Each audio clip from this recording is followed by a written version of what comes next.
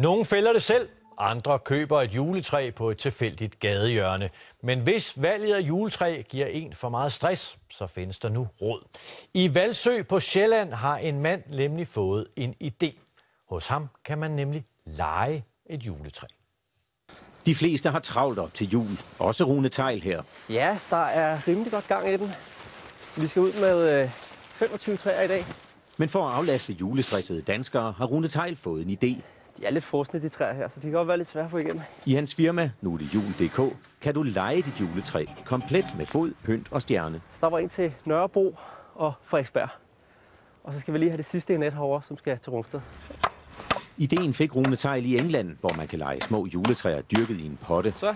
Med lidt tilpasning til danske traditioner afleverer han træet på adressen. Så er der fod på, så er det klar til levering. Og når der senere skal gøres plads til nytårsfesten, kommer Rune Theil og henter træet igen. Det er familier og singler, faktisk alle forskellige slags mennesker, som har brug for en nem måde at få juletræet ind og ud af huset til jul.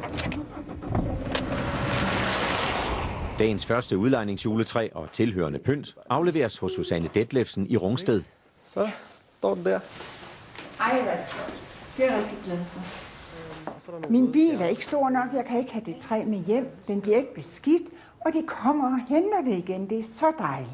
Tak skal du Og have. rigtig god jul. Og i lige måde. Ja, tak. Men julegaverne, der skal ligge under træet, dem skal du stadig selv finde.